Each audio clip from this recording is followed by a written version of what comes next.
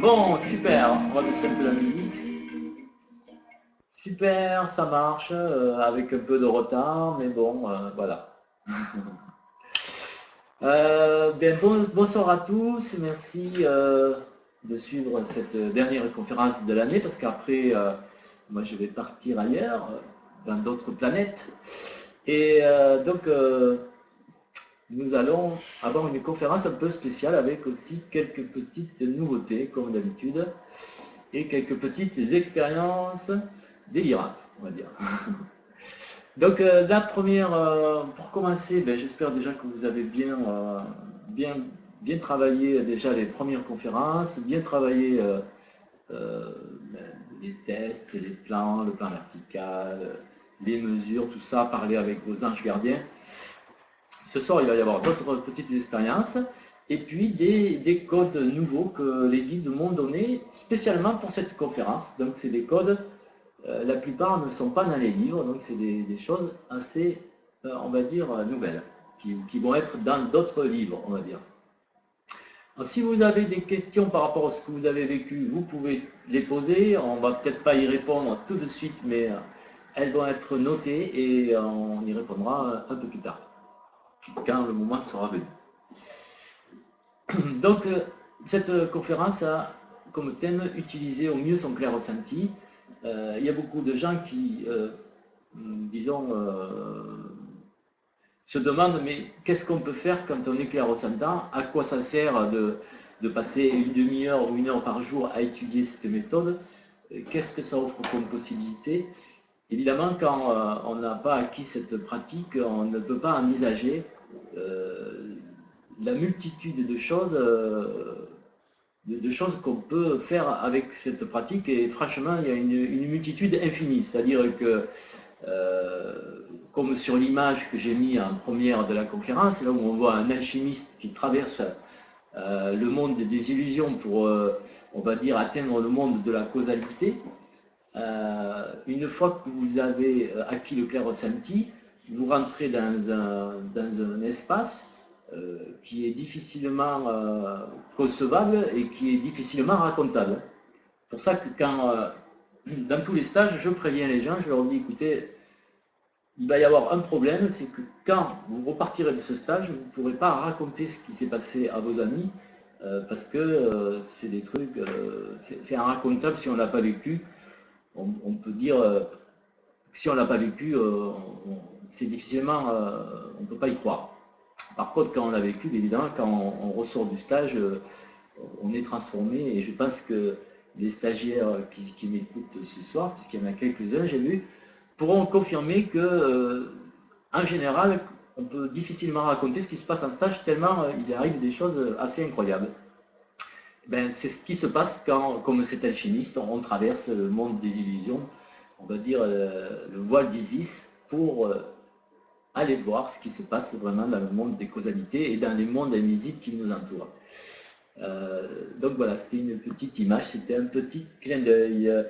Alors, il y en a qui attendent les dates des stages. Il faut savoir que les dates de stage vont être envoyées le 11 janvier de l'année prochaine, parce que si on l'envoie avant Noël, les secrétaires de la maison d'édition ne pourront pas répondre à toutes vos demandes, tellement elles seront prises par envoyer des livres. Donc, ça sera début janvier que les stages seront annoncés, euh, voilà, à tout le monde en même temps, et il faut être évidemment réactif. Parce qu'il y a quand même, c'est envoyé à 3 ou 4 000 personnes et il n'y a que 25 places par stage. Voilà. Donc on va passer à la première petite diapo. Il y a des questions qui sont posées. Donc, quel est le dessin dynamique le plus approprié pour faire germer des pousses? Je pense que c'est le dessin pour l'eau, puisque comme il dynamise l'eau, ben, il va dynamiser l'eau qui fait germer les graines. Donc celui-là, il est très bien. Comment peut-on enlever l'orientation de cristal? Je ne peux pas vous l'apprendre en conférence. C'est des choses qu'on apprend en géobiologie niveau 3. Il faut faire appel à des présences très spécialisées, mais c'est quand même possible. Il y a Marilène qui avait une question sur les cartes d'identité pour les neutralités. Alors, pour neutraliser des papiers qui seraient pollués par des implants ou des choses bizarres, vous pouvez faire appel à vos anges ou archanges gardiens en mettant la photo du papier d'identité face contre le sol, en appelant vos anges gardiens ou archanges gardiens, vous allez, en l'espace de quelques minutes, en général ça prend entre 3 et 5 minutes, ils peuvent neutraliser, on va dire, les influences non négatives des papiers, des cartes vitales, des différents papiers administratifs qui sont des fois chargés de choses bizarres. Voilà. Sinon, il y en a qui disent qu'il faut les mettre au four à micro-ondes, mais j'espère que vous n'avez pas de four à micro-ondes parce que c'est très nocif. Donc, voilà. Sinon, la carte vitale, vous pouvez la jeter à la poubelle comme j'ai fait, bon, parce que ça ne sert à rien. Franchement, voilà. Ok, on va passer à la diapo suivante qui explique, voilà, qu'est-ce que l'on peut faire quand on est clair-sentant. Bon, moi, je suis au départ géobiologue, donc je commence par ça. La science tellurique, j'ai étudié la Terre, j'ai étudié tous les phénomènes qui nous entourent pour essayer de comprendre au mieux comment la nature fonctionne et comment nous fonctionnons puisque nous faisons partie de la nature. Alors j'ai mis une petite image d'iceberg sur la droite parce que voilà, c'est la partie que nous voyons, c'est le sommet de l'iceberg et en fait il existe plein de forces qui sont agissantes autour de nous, qui sont donc la partie cachée de l'iceberg et ces forces, ben, grâce à la géobiologie, on peut comprendre, on va dire, certaines choses qui se passent.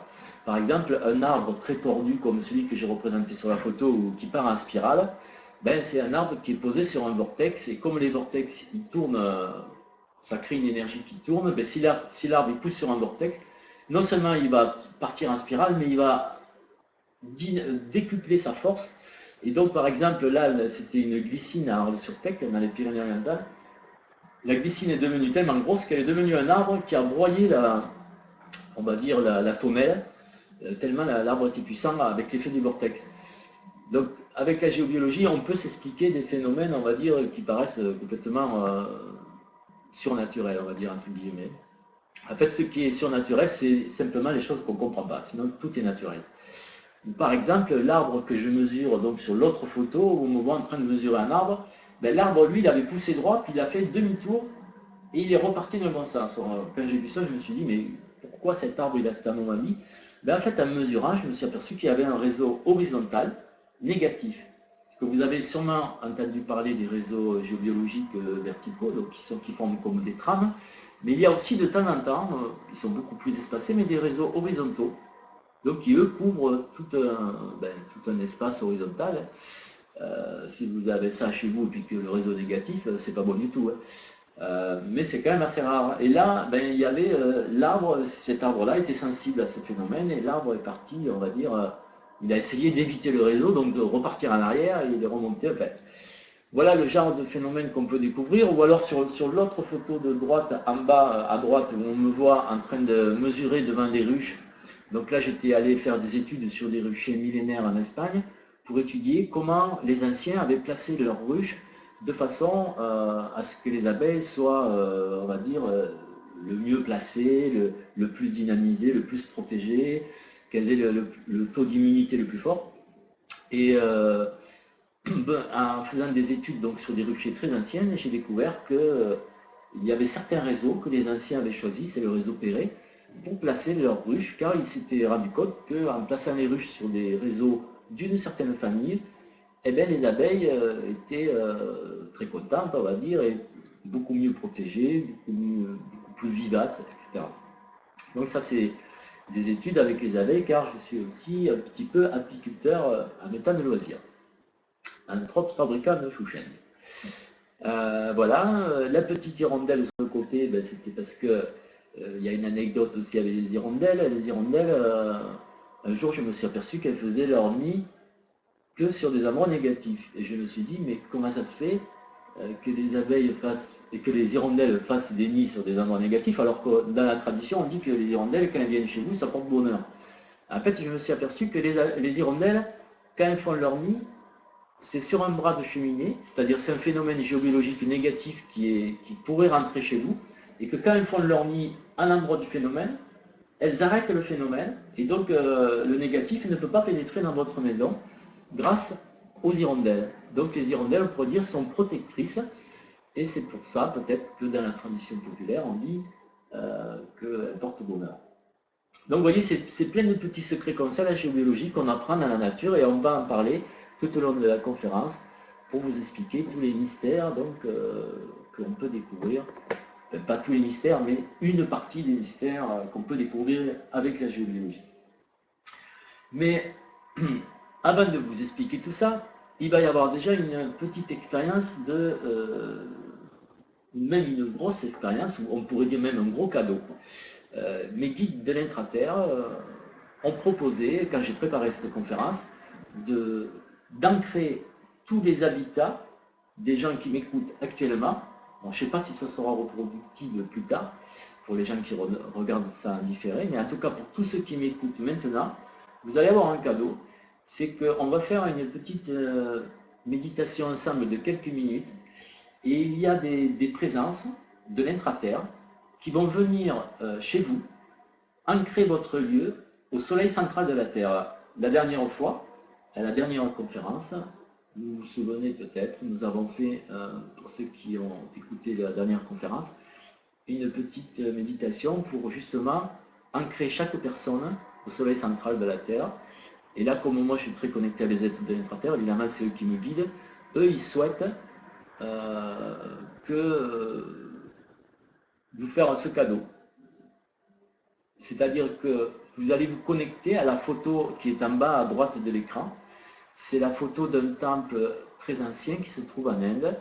Et ce temple-là est connecté avec les présences de l'intraterre avec qui je travaille.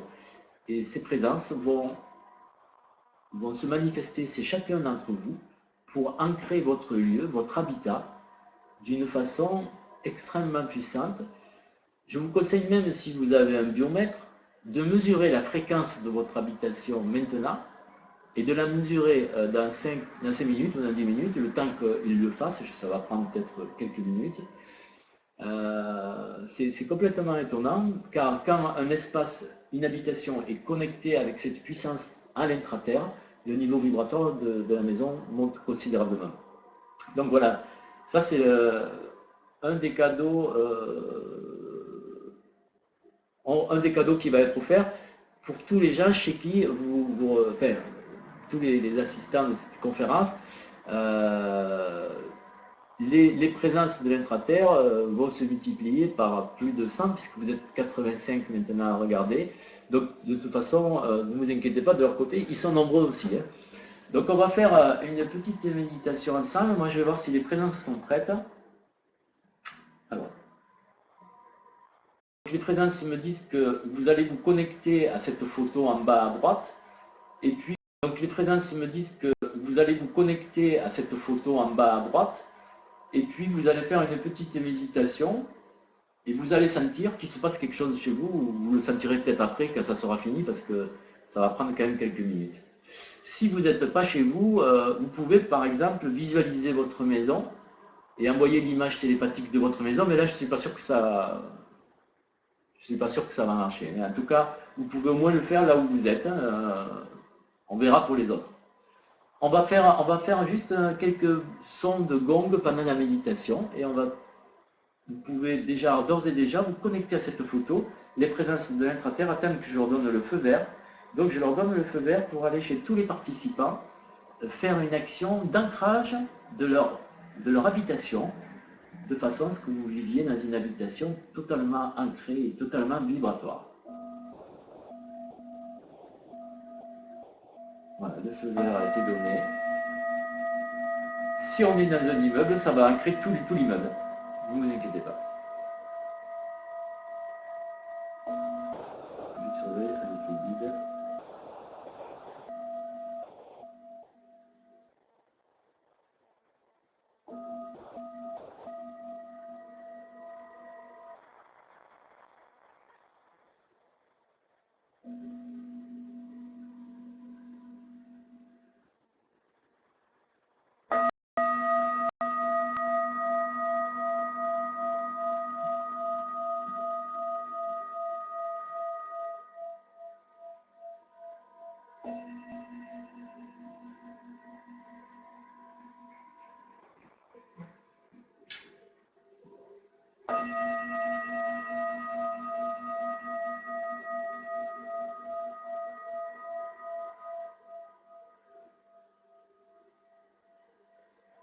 là, c'est un cours.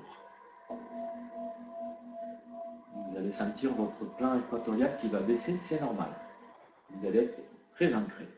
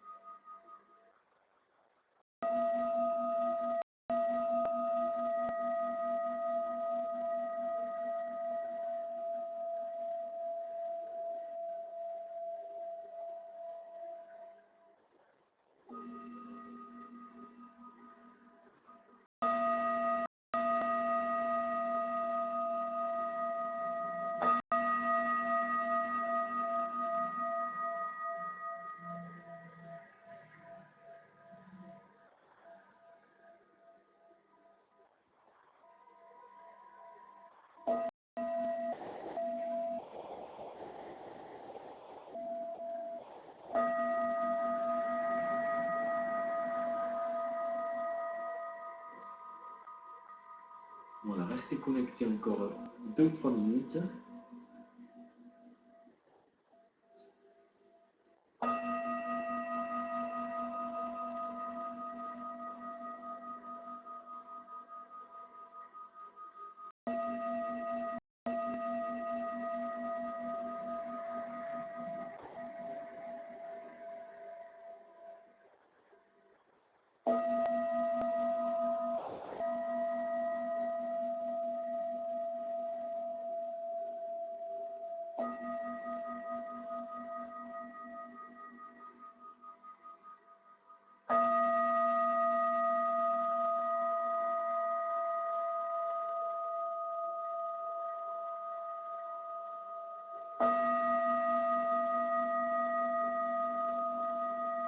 Voilà.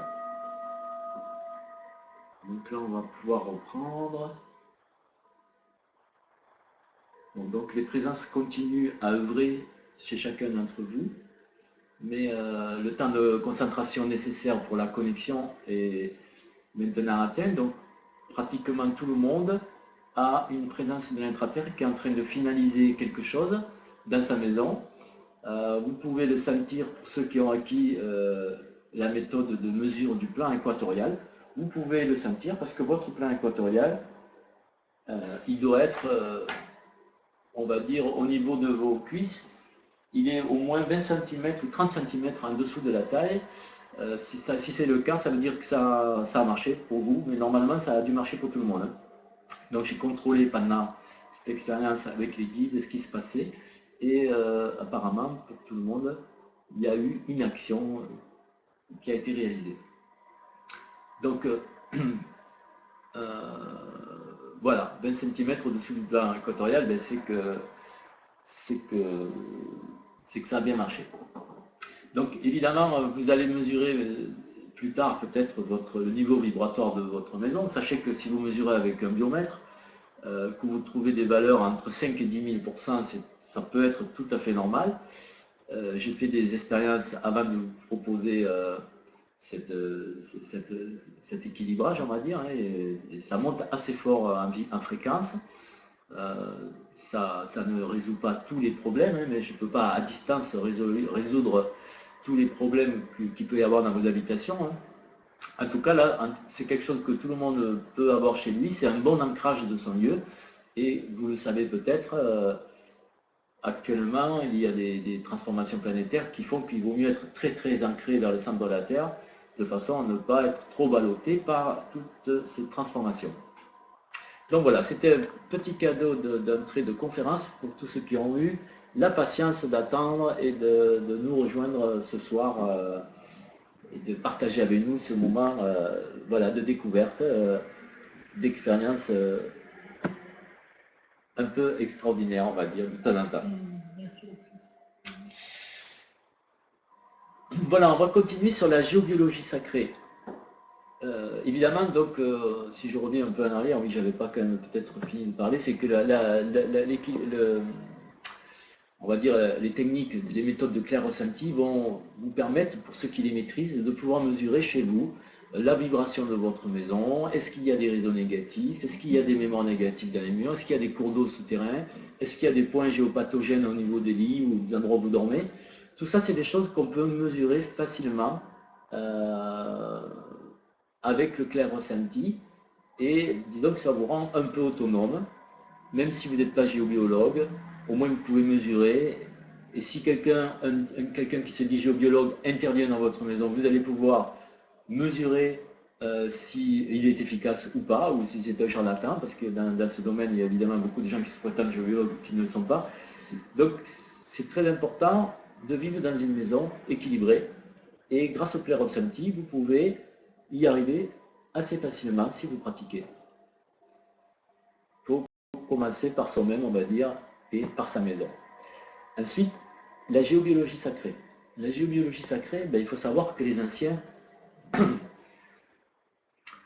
le niveau vibratoire, oui, quand on atteint vos demeures, on va rester normalement. Il devrait rester très longtemps, hein, parce que là, c'est une connexion qui n'est pas provisoire, mais définitive. C'est possible 60 000 60 000, ça me paraît beaucoup, mais j'ai mesuré des maisons à 10 000 qui avaient été ancrées de cette façon-là, donc en tout cas, ça monte énormément. Sauf si c'est un bovis, peut-être. Ouais, peut-être que c'est un bovis qui mesure. Voilà. Voilà, c'est ça. Donc, pour revenir à la géobiologie et la géobiologie sacrée, alors la géobiologie de l'habitat, on va dire que c'est mesurer les phénomènes négatifs pour arriver à les neutraliser et puis pour arriver à faire monter sa maison en vibration, pour habiter dans un lieu très très vibratoire. Mais la géobiologie sacrée, c'est arriver à comprendre comment fonctionnaient les sites sacrés pour pouvoir les utiliser. Les anciens nous ont laissé des connaissances qui sont écrites dans la pierre, des édifices qui nous ont laissé en héritage. Et les cathédrales, les sites mégalithiques, les abbayes, les prieurés, les temples de toutes les traditions sont, on va dire, un message de nos ancêtres qui nous ont laissé des outils pour être initiés, des outils pour se purifier, des outils pour évoluer spirituellement ou pour se connecter à des présences de lumière. Et ces outils, ben, évidemment, le monde d'emploi n'est pas écrit, et puis c'est pas écrit dans voilà, c'est pas le curé qui va vous expliquer comment ça marche. Les gens qui savent comment ça marche, il y en a très peu, parce que la connaissance s'est perdue au fil des siècles, et malheureusement, maintenant, peu de gens savent faire fonctionner ces édifices, alors que ce sont vraiment des instruments qui peuvent nous permettre d'évoluer, qui peuvent nous permettre de se faire des soins, de se purifier, d'activer des choses internes. C'est des instruments d'initiation, des instruments de connexion, des instruments de célébration. Et chaque site sacré a ses particularités, ses circuits. On va le voir tout à l'heure, j'en parlerai. Donc là, le clair ressenti peut permettre d'appréhender ces sites sacrés d'une façon tout à fait extraordinaire, c'est-à-dire en dehors de toute théorie, mais en fonction de votre ressenti. Donc, je vous conseille un jour de faire un stage de géobiologie sacrée, et vous verrez que c'est vraiment magique de voir toutes les installations qui ont été faites dans les différents sites et comment on peut les utiliser, et puis toutes les présences invisibles et spirituelles qui vivent au sein de ces sites et qu'on n'imagine même pas, quoi. On nous demande s'il y a un rapport étroit avec l'alchimie. Il y a un rapport étroit avec l'alchimie, dans le sens où l'alchimie, c'est la transformation de soi, et les sites sacrés sont là pour nous aider à nous transformer et à élever notre niveau vibratoire. Donc, que ce soit par des méthodes alchimiques ou d'autres méthodes, ces sites sont complètement géniaux. Mais bon, on n'a pas besoin de rentrer dans la complexité de l'alchimie telle qu'elle est décrite pour pouvoir les utiliser. On va dire que le plus facile pour les utiliser quand on n'est pas géobiologue, mais qu'on a acquis le clair ressenti, c'est de se faire guider par le gardien du site, puisque tous ces sites sont gardés par des présences invisibles, qui sont en général des anciens initiés. Ça peut être aussi des bâtisseurs de l'époque. Ça peut être des Templiers, ça peut être des Cathares, ça peut être des, des prêtres qui ont vécu là, des abbés, des initiés de toute tradition. Euh, et ça peut être aussi parfois des divinités qui gardent le lieu. Mais si on rentre en contact avec ces êtres, on va pouvoir tout de suite communiquer avec eux et puis leur demander comment on fait, quelle est la meilleure façon de rentrer, comment on accède à ces lieux, par où il faut passer, quel est le meilleur chemin. Et ces êtres-là peuvent vous guider pour faire un chemin qui vous conduira à l'endroit qui sera le mieux pour vous. On aimerait bien qu'on parle un peu de Chartres. Alors je ne peux pas trop parler de Chartres parce que je ne l'ai pas étudié à fond. Je la connais un petit peu. J'ai déjà parcouru le labyrinthe de la cathédrale de Chartres, mais ce n'est pas un site que je pourrais énormément décrire. Bon, j'habite quand même assez loin, il faut dire. J'habite à peu près à 800 km, donc je ne pourrais pas trop vous en parler. Mais on ne peut pas non plus s'étaler sur la géobiologie sacrée parce qu'il y a plein d'autres sujets que je voulais aborder avec vous. La géobiologie sacrée est un de ces sujets, mais qui n'est pas fini. D'ailleurs, je voulais continuer en vous parlant que dans la géobiologie sacrée cache des mystères qui sont innombrables dans les lieux. Là, par exemple, j'ai mis le plan d'une abbaye, l'abbaye d'Arles-sur-Tech, donc dans les Pyrénées-Orientales, où il y a une tombe, une sainte tombe, qui se remplit d'eau chaque année. Donc c'est la photo de gauche, en bas, on voit un genre de sarcophage de pierre. D'ailleurs, c'est un sarcophage en pierre, cette tombe, qui a servi à transporter des reliques. Et chaque année, il y a 400 litres d'eau qui apparaissent dans ce sarcophage, alors qu'il est posé sur des boules de pierre, donc il n'a aucune connexion avec la terre. Et donc c'est un grand mystère, parce que cette eau-là est très très sacrée, très vibratoire. Et donc dans les Pyrénées-Orientales, les gens viennent recueillir cette eau, la mettre dans des petites fioles, la porter autour du cou, etc. Je me suis demandé donc comment pouvait-on résoudre ce mystère? Comment se faisait-il qu'il y avait de l'eau miraculeuse qui apparaisse dans un tombeau? En cherchant un peu, j'ai fait le plan donc de cette abbaye. Avec là, on voit sur la spirale en violet, c'est le vortex, un des deux vortex principaux, qui se trouve justement, dont le départ se trouve près de cette sainte tombe. Et comme par hasard, il y a un gros courant tellurique aussi qui monte au niveau de la tombe, qui est représenté par un genre de petite, on va dire, obélisque rose qui est représenté, mais c'est vu du dessus. C'est un courant tellurique ascensionnel. Et comme par hasard, il y a un courant d'eau qui passe aussi sous la tombe.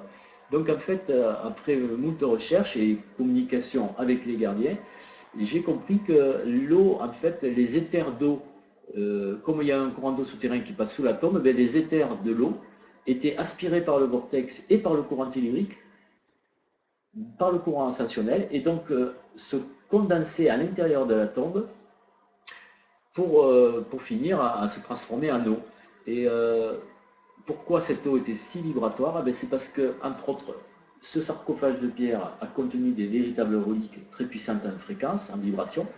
Et en plus, sur le bas-relief qu'on voit derrière la tombe, l'être qui fait ça, d'ailleurs, ça c'est un signe pour se rendre invisible. Bon, je sais pas, en fait, c'est un signe aussi pour quand on part de l'autre côté, quand on part en voyage dans l'autre royaume des morts. C'est un signe que l'on peut faire. C'est un signe, ça veut dire aussi au revoir, ça veut dire je deviens invisible. Et cet être-là qui est sur le mur, sur le bas-relief, en fait, il y a un maître ascensionné qui est dessus, qui est collé sur le bas-relief, et qui bénit l'eau de la tombe, qui est très sacrée. Voilà. Et c'est un mystère qui n'avait jamais été résolu dans les Pyrénées-Orientales. Et des mystères comme ça, il y en a dans chaque site sacré. Il y a des sources mystérieuses, des endroits mystérieux, des portes, des trucs extraordinaires. Et donc, quand on est passionné par la géobiologie, on s'éclate à aller dans les sites sacrés parce qu'on découvre des tas de choses passionnantes. Et on comprend beaucoup de choses. Une question intéressante pour tous, est-ce que chaque lieu où les gens habitent ont un gardien? Alors oui, effectivement, chez vous aussi, vous avez des gardiens. Évidemment, si vous habitez dans un immeuble, il n'y a pas un gardien par appartement, mais il y a au moins un gardien pour tout l'immeuble. Et si vous habitez dans une cité pavillonnaire, il n'y a peut-être pas un gardien pour chaque pavillon, mais il y a un gardien pour la cité. Ou des fois, mais souvent, c'est quand même, si votre maison est assez isolée, là, vous avez un gardien pour la maison. Après, vous avez des gardiens de vallée, des gardiens qui gardent même le village, des gardiens du département, des gardiens de la France. Il y a des gardiens à tous les niveaux. Et si vous arrivez à vous connecter à vos gardiens, ben vous allez découvrir des tas de choses parce qu'ils savent qu'est-ce qui va bien, qu'est-ce qui ne va pas bien, et ils peuvent vous indiquer. Joyce demande, même pour une habitation récente? Voilà, pour des habitations récentes également, parce qu'il faut savoir que même si l'habitation est récente, la terre sur laquelle elle est posée est très ancienne. Donc vous avez des gardiens, vous avez même des mémoires, vous avez des ancêtres, même dans une habitation récente, puisque c'est les ancêtres du lieu qui habitaient sur ce lieu il y a peut-être un siècle, 1000 ans ou 10 000 ans. Donc il y a...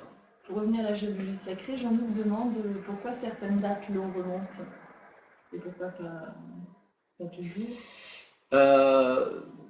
En fait, dans ce cas-là, dans le cas précis donc, de cette tombe, il y a 400 litres qui remontent tout au long de l'année. Mais c'est vrai qu'à certaines dates, les influences telluriques sont plus fortes, aux équinoxes, aux solstices et aux fêtes celtiques. Donc, il y a certaines dates où les puissances telluriques étant beaucoup plus fortes, il y a des phénomènes, on va dire, plus puissants à certaines dates qu'à d'autres. Donc, il y a certains endroits où il y a des dates bien précises qui correspondent aussi à des phénomènes localisés sur le site sacré. Ça peut être l'anniversaire d'un saint, ça peut être l'orientation du site par rapport au lever du soleil. Il y a de nombreux paramètres qui peuvent définir des dates, on va dire.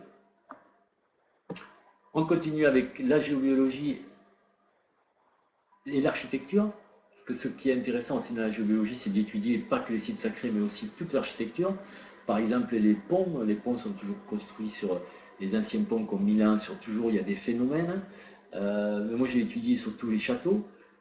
Bon, là, on voit le château de Versailles, où il y a beaucoup de phénomènes extraordinaires dans le parc. Et aussi le château de Perpertus, des châteaux cathares, donc qui se trouvent dans ma région, dans les Pyrénées-Orientales, et dans l'Aude, donc il y a de nombreux châteaux cathares. Et je ne sais pas si vous arrivez bien à voir le dessin, parce que moi sur mon ordinateur c'est un peu coupé, mais il y a un dessin en bas qui représente le vortex qui est dans le château cathare. Donc quand on fait des relevés de châteaux, on s'aperçoit que les anciens, il y a environ 8 siècles ou 1000 ans, ou même plus anciens que ça, ont réalisé leur château en fonction de phénomènes telluriques. Ils ont mis les portes du château sur des gros phénomènes négatifs pour pouvoir protéger leur lieu. Ils ont mis les vortex qui étaient là, ils les ont exploités en mettant des chapelles aux endroits des vortex. Donc on s'aperçoit que la science tellurique, elle défie le temps et elle défie les bâtiments. En fait, tous les bâtiments en pierre d'envergure, pour tous les bâtiments, il y avait des initiés ou des gens qui connaissaient un peu de la science tellurique qui guidaient la construction. Donc quand on étudie les sites sacrés, par exemple, on peut s'apercevoir qu'il y a des circuits de charge. C'est-à-dire c'est des circuits que l'on peut parcourir pour se recharger en énergie. Donc ça c'est, on va dire, des circuits de base. Après, il y a d'autres circuits beaucoup plus spirituels. Les circuits de charge ou de régénération, on va dire, sont connus par les gardiens des lieux. Et ces gardiens peuvent vous faire suivre un circuit qui va vous régénérer, par exemple, dans le site. Alors, en général, c'est des circuits qui commencent par le carré magique, qui est un point à l'entrée des édifices sacrés où il faut se positionner pour se centrer et se purifier. Et après, c'est une série de points qui alternent entre le positif et le négatif. Et chaque fois qu'on va sur un point négatif, notre aura on va dire, se contracte. Chaque fois qu'on va sur un point positif, le champ énergétique se dilate. Et cette succession de contraction, dilatation, contraction, dilatation, ça fait une respiration du corps éthérique de plus en plus grave, qui fait qu'à la fin du circuit, au bout de 20 minutes de circuit, on est rechargé pour plusieurs jours, et notre niveau vibratoire est complètement monté, on est plein d'énergie. Donc quand on étudie les sites sacrés, bon là c'est à l'abbaye Saint-Guillaume du Désert, celui-là c'est le gardien qui m'a fait voir ce circuit, donc j'ai retracé après. Mais après on peut soi-même refaire des circuits. Donc là par exemple on voit le plan d'un circuit que j'ai réalisé dans un site qui s'appelle le domaine de Capoue, qui est un lieu de stage. Et donc il y a plusieurs lieux de stage comme ça sur lesquels j'ai réalisé des différents circuits Là, dans ce lieu, j'ai réalisé d'abord un circuit en 24 points pour se recharger en énergie. Après, j'ai réalisé un deuxième circuit pour équilibrer notre corps émotionnel et un troisième circuit pour équilibrer le corps mental. Donc après, des circuits, il y en a plein. Les guides, ils en connaissent, mes guides, moi j'ai plusieurs guides en géobiologie, ils en connaissent en gros plus de 25 circuits différents avec des propriétés différentes. Ils connaissent 6 sortes de carrés magiques qu'on peut faire aussi. Et donc on peut, ça sera d'ailleurs sur mon prochain livre. Là je suis en train d'écrire un livre que je vais écrire, que je vais finir cet hiver sur la géobiologie, où je décris tous ces circuits, tous ces carrés magiques qu'on peut faire. Et donc ça va être un livre qui permettra à chacun de vous de pouvoir réaliser des circuits autour de sa maison ou dans un lieu, pas loin de chez lui, des circuits guérisseurs. En fait, on pourrait se guérir avec la Terre si on connaissait toutes les capacités et les propriétés que nous offre la Terre. Et ça, c'est complètement fantastique. Donc, j'ai fait aussi dernièrement plusieurs circuits dans le Var, dans un lieu de stage à Carnoul. Donc, leur site internet s'appelle Terre des Veilleurs. Terre des Veilleurs, c'est le site internet du lieu, on va dire, où j'ai créé tous ces circuits. Enfin, j'ai créé là-bas 4 circuits et un carré magique. Donc, voilà, ça c'est un truc, c'est un phénomène extraordinaire, c'est qu'en fait on pourrait se guérir qu'avec la Terre, sans absorber rien du tout, juste en se positionnant sur des points précis de la Terre, qui ont été programmés évidemment par des initiés et qui ont été choisis en fonction de leur impact sur le corps humain. Renaud se pose la question si les présences peuvent communiquer entre elles. Alors, les présences peuvent parfois communiquer entre elles, mais pas toutes. Au début, je croyais que toutes les présences invisibles pouvaient se voir entre elles, puisque c'était tout invisible, c'est une erreur aussi. Les présences invisibles ne se voient pas forcément, ni ne s'entendent pas, ni ne peuvent pas forcément communiquer, parce qu'elles ne sont pas toutes dans les mêmes dimensions, et elles ne font pas toutes partie des mêmes hiérarchies. Donc, même dans une dimension commune, si elles ne font pas partie de la même hiérarchie, elles ne peuvent pas forcément communiquer entre elles. Donc, ça, c'est un peu, on va dire, une supposition que souvent les gens font, que les présences invisibles peuvent communiquer entre elles, et c'est faux. Des fois, c'est pas toujours, mais des fois, oui. Il n'y a pas de... Des fois, on sert à faire le lien, du coup. Voilà, des fois, nous, on peut faire le lien entre elles, justement. On peut présenter des présences qui ne se rencontrent jamais, on peut les présenter, elles peuvent se rencontrer. Donc nous, les humains, nous, on est au centre de tout ça. On peut communiquer avec tout le monde, mais encore faut-il apprendre. Voilà. À part les humains, qui peut communiquer avec tout le monde ça, je pourrais pas trop le dire, mais peut-être que des divinités très très élevées peuvent, elles, se descendre dans différents niveaux dimensionnels pour communiquer avec tout le monde. Ça, je ne me suis jamais posé la question. Alors, avec le clair ressenti, on peut étudier la géométrie sacrée. Moi, donc, ça faisait partie de mes études de géobiologie, d'étudier les ondes de forme, la géométrie sacrée. Et pendant donc plus de 20 ans, j'ai réalisé des formes opératives qui se nomment des zomes, Z-O-M-E-S, et c'est des formes qui concentrent l'énergie du vivant. Donc j'avais pris des cours de charpentier. Le plus grand zone que j'ai fait, c'est celui qui est en bas à gauche, il fait 10 mètres de diamètre, ça fait à peu près 75 mètres carrés. Je ne l'ai pas fait seul, je l'ai fait avec des amis. Et donc j'ai mis au point différentes formes de géométrie sacrée qui concentrent l'énergie du vivant et dans lequel on peut avoir des expériences de méditation, de guérison, de voyage multidimensionnel, de rêve, de massage, faire plein de choses, comme le petit homme en bois que j'avais réalisé à gauche de la photo, qui était un petit homme individuel dans lequel j'ai dormi pendant plusieurs années pour vivre des expériences un peu hors du commun. Non seulement c'est beau, mais ça vibre très très bien et il se passe des choses assez extraordinaires dans ces formes. Donc comme j'ai souhaité que tout le monde puisse en réaliser, j'ai réalisé un DVD qui relate à peu près 20 ans de recherche sur les formes d'hommes, où j'ai mis des photos de plus de 1000 photos de hommes que que j'avais fait, enfin, des photos que j'avais fait, j'ai pas fait 1000 zones, hein, j'ai fait 1000 photos. Mais j'ai fait, donc il y a aussi des photos de mes partenaires, de gens qui ont fait de toutes sortes de zones. Alors on en a fait en verre, j'ai même fait tailler en cristal, on a fait des tentes en forme de zone, on a fait toutes sortes de moulages, d'expériences. Et sur ce CD-ROM, vous pouvez accéder à un logiciel qui permet de les calculer, puis il y a toutes les techniques qui sont données. Voilà. Donc si un jour vous avez envie de créer des choses sacrées, vous pouvez le réaliser assez facilement. Et les Tipeee, c'est génial aussi, mais c'est un peu infumé, je dirais. Voilà, pour la géométrie sacrée, il y a quand même aussi une petite surprise des guides. C'est que quand j'ai préparé cette conférence, il y a un de mes guides qui est venu, qui m'a dit on va leur faire un petit cadeau, un symbole qui n'est ni connu ni d'Ève ni d'Adam. Hein, c'est un symbole nouveau, on va dire, qui vient de sortir chez les humains, mais qui était connu sûrement par les Atlantes ou les guides de l'intra-terre. C'est un symbole purificateur, donc vous pouvez le prendre en photo et le retracer chez vous. C'est assez simple à faire. C'est au centre, c'est un dodécagone, donc c'est un polygone à 12 côtés. Et il y a 12 rayons.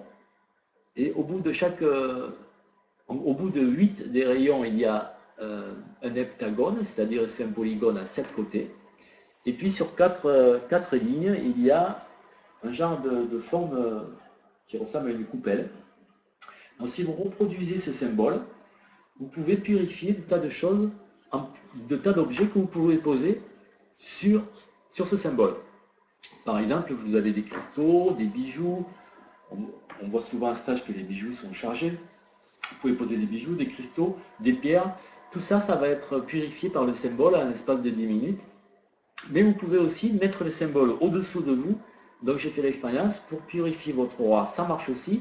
Et les guides m'ont dit, mais ça, j'ai pas encore fait l'expérience, qu'on peut aussi mettre le symbole sur le point de purification de la maison à la nouvelle lune. On ne voit pas en entier. Est-ce que Jean-Paul pourra l'envoyer peut-être individuellement, le photo en entier? Alors le symbole, il est coupé en bas parce que je ne sais pas pourquoi, je ne sais pas s'il est coupé chez tout le monde, mais moi sur mon ordinateur, il est un peu coupé en bas. On dirait que l'image n'est pas centrée. Quelqu'un demande si on peut le colorier. Non, il est entier. Donc vous pouvez le colorier, après vous pouvez le photographier par exemple, puis le reproduire sur votre ordinateur. Bon, vous pouvez aussi le retracer. Moi j'ai tracé ça avec Illustrator, mais bon, il est un peu approximatif, mais il marche bien quand même. Je pense qu'il y a moyen de mieux le dessiner encore. Hein. Marie-Paul demande, c'est une question complètement à part, si la pyramide du Louvre est positive ou négative. Donc c'est peut-être important pour elle de le savoir. Alors la pyramide du Louvre, il y a des points positifs et des points négatifs. Je dirais que le plus nocif, c'est pas la pyramide même du Louvre, c'est une pyramide qui est un peu plus loin dans une salle qui est à l'envers. Où là, dans la salle, là, c'est très négatif. Mais bon, je préfère pas rentrer dans ce sujet-là, ni de me bracher là-dessus. Sinon, le point de purification de la maison, je ne pourrais pas vous dire, il n'y a pas de règle définitive, il faut que vous demandiez à votre gardien de votre maison où se trouve le point de purification. Donc ça vous fera un petit exercice, vous le suivez, vous lui dites qu'il ne s'éloigne pas trop de vous, et vous appelez le gardien, hein, vous lui demandez est-ce que oui ou non tu connais le point de purification. S'il le connaît, qui vous y mène, et donc vous le suivez, et vous pouvez le trouver comme ça. Christelle demande si on peut reproduire ce symbole, il faut avoir les mesures exactes. Le plus près possible de ce que j'ai fait, mais c'est pas non plus au millimètre près. Hein, vous pouvez le reproduire approximativement comme ça. Là, je l'ai fait sur Illustrator, mais comme je ne sais pas très bien me servir de ce programme, je n'ai pas mis tout exactement à la même distance, c'est un peu visuel, quoi. Mais il marche très bien comme ça. Marc demande si la fleur de vie peut être sous puissance astral. Alors peut-être, j'ai pas du tout fait d'expérience, puisque là je me dis, là pour recevoir un symbole comme ça, j'ai quand même mis 1 heure, rien que pour comprendre ce que le guide voulait me dire, et le tracer sur Illustrator. Bon, si j'avais été bon en informatique, peut-être j'aurais mis 20 minutes pour le tracer. Même pas, peut-être 10 minutes c'est tracé. Mais le problème c'est que comme je ne me sers pas souvent de ce logiciel, j'ai eu un peu de mal, et j'ai mis plus d'1 heure à le retranscrire. Et ça c'est pas évident, c'est comment... Aussi bien, c'est facile d'entendre un code phonétique ou numérique, mais entendre un symbole par télépathie, ben, il faut poser plein de questions. Est-ce qu'il y a un polygone? Est-ce qu'il y a un cercle? Un polygone a combien de points? Etc. etc. J'ai dû poser 100 questions pour avoir exactement le symbole. Il y a Jacques Boskov qui se propose de le tracer et de l'envoyer. Alors, si quelqu'un peut le tracer mieux que moi, c'est super. Et le communiquer à Jean-Paul, par exemple, qui lui va pouvoir le communiquer à tous les participants. Et dans ce cas-là, si cette personne veut me l'envoyer aussi, je ferai un contrôle avec les guides pour savoir si c'est bien exactement, s'il n'y a rien à modifier, quoi. Et on demande si ce symbole peut être resté en permanence sur le point de purification. Alors non, il ne faut pas le laisser en permanence. Le point de purification doit être utilisé uniquement à la nouvelle lune. Ceci dit, vous pouvez utiliser ce point pour votre lieu d'habitation, soit avec un symbole, soit avec des essences purificatrices. Ça peut être de la lavande, ça peut être du benjoin, ça peut être du Palo Santo, différentes essences de purification que vous mettez aussi sur votre point de purification. On peut comme ça utiliser les points de purification des lieux, mais à la nouvelle lune seulement. Alors Marc, il propose de le retracer, mais à partir de la fleur de vie. Alors, est-ce que c'est exactement ça ou... Alors, s'il peut le retracer en partant de la fleur de vie, c'est encore mieux peut-être. Parce que moi, j'ai pas essayé de le tracer en fonction d'une géométrie, j'ai juste essayé de le tracer en écoutant les guides. Donc, je reconnais qu'il doit pouvoir être amélioré. Un autre symbole que j'ai trouvé pareil en communiquant avec les guides. Tiens-nous au courant, Marc. Voilà. Alors, c'est pas un symbole purificateur, c'est pas un symbole amplificateur d'énergie vitale, c'est encore différent. Un symbole purificateur, ça purifie. Un symbole amplificateur, ça amplifie. C'est pas la même chose. Là, j'ai encore que des recherches avec un copain qui m'a envoyé un symbole très connu, donc le sceau de Salomon, et il avait mis les couleurs en spirale à l'intérieur. Et après, moi, j'ai demandé à mes guides druides d'améliorer. Ils m'ont donné des combines. Finalement, que j'ai envoyé à mon infographiste, puis mon infographiste m'a dit, mais si on faisait ça en plus, ben, finalement, on est arrivé à un symbole très puissant, c'est celui-ci.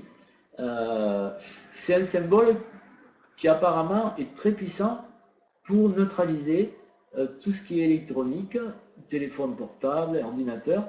Donc on en a fait des plaquettes entières que j'ai fait imprimer et en ce moment il est offert en cadeau à tous les gens qui achètent des livres à la maison d'édition, reçoivent un symbole comme ça pour neutraliser leur téléphone, que vous pouvez coller sur le téléphone ou même à l'intérieur sur la batterie. C'est un symbole, si vous testez la fréquence du symbole qui est à l'écran, je vous défie de mesurer la fréquence. C'est carrément immesurable, c'est fractal, quoi. Donc voilà, ça c'est comment prendre un symbole, l'améliorer en sachant mesurer et aussi en sachant communiquer avec les guides qui eux sont très forts évidemment dans ce domaine et qui vont vous dire si le trait tu le dédoublais ça serait plus fort, si le trait tu le mettais en violet ça serait encore plus fort, puis finalement si tu faisais une image fractale ça serait encore plus fort. Et on peut avoir comme ça des indications avec nos guides qui connaissent évidemment des tas de choses. Donc celui-là vous pouvez aussi le photocopier, l'imprimer, il n'y a pas de problème. Et sinon vous en aurez un cadeau pour Noël si vous achetez des livres.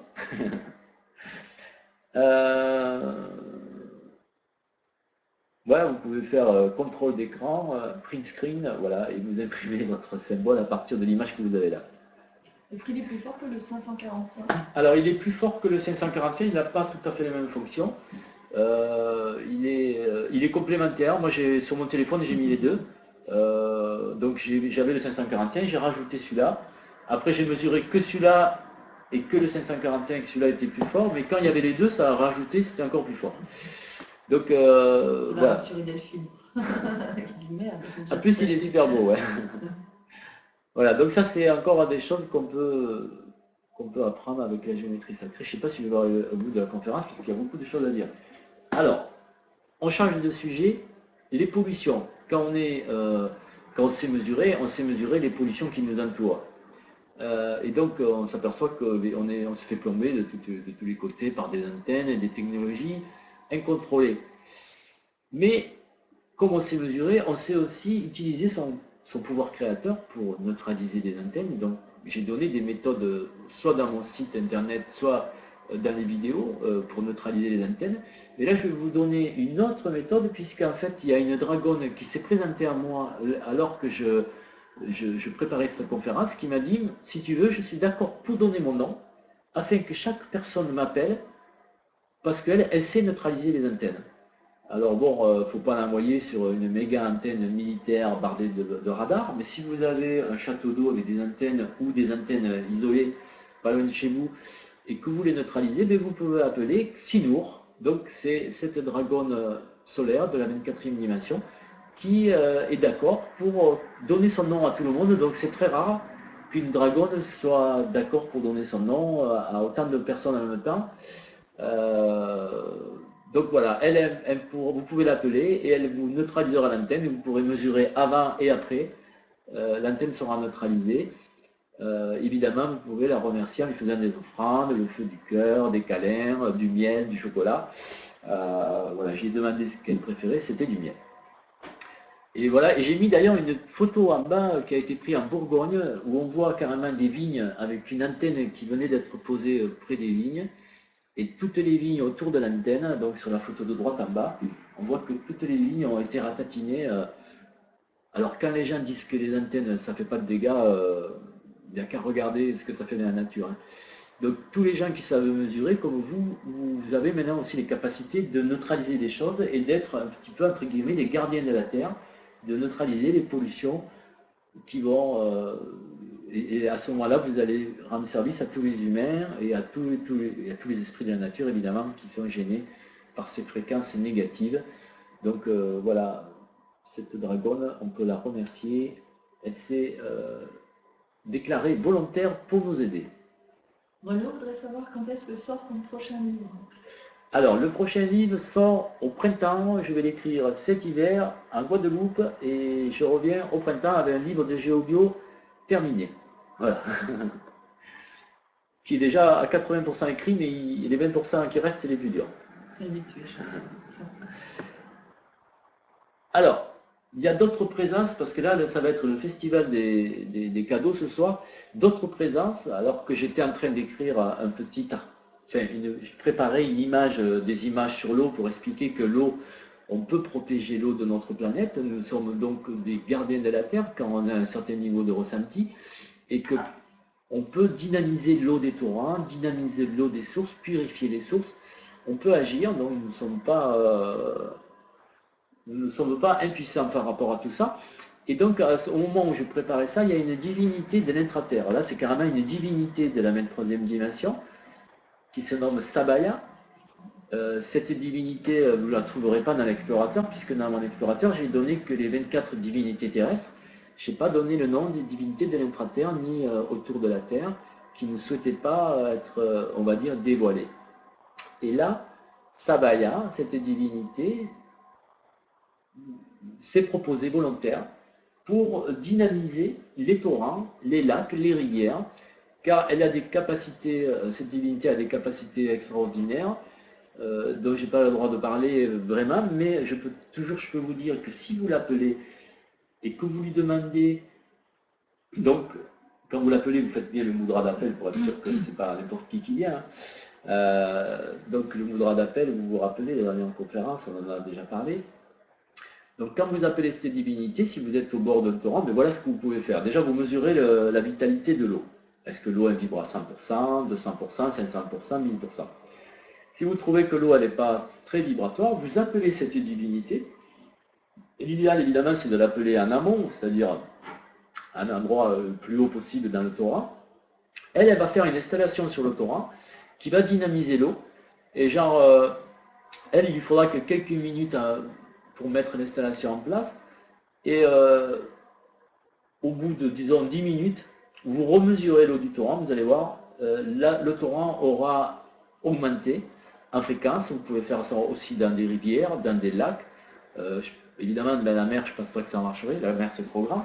Mais sur des endroits comme des torrents où l'eau coule, là c'est très faisable de faire appel à cette divinité, donc de l'intra-terre. Donc quand vous allez l'appeler, vous allez vous apercevoir qu'elle est beaucoup plus profonde sous terre. Ce que vous allez sentir, vous, c'est juste une partie qui dépasse, et en fait elle habite sous terre. Et voilà, c'est une divinité qui va nous aider à protéger l'eau. Voilà, c'est la première fois qu'elle se présente comme ça pour faire cette action-là avec les humains. J'ai quelques questions, si c'est Oui. possible. Véro demande s'il sera possible d'avoir des plaques symboles comme on a fait pour les 545 avec le symbole des téléphones. Alors, Des peut-être, on va étudier la question pour faire des plaques avec ces symboles. Pour l'instant, ils sont donnés gratuitement et peut-être qu'ils seront après en vente, on va voir. Thibaut demande si la Dragon peut neutraliser la Wi-Fi et les modems. Alors, peut-être, il faudrait l'appeler, la Dragon, et lui demander. C'est vrai que je ne lui ai pas demandé, donc c'est possible qu'elle le fasse.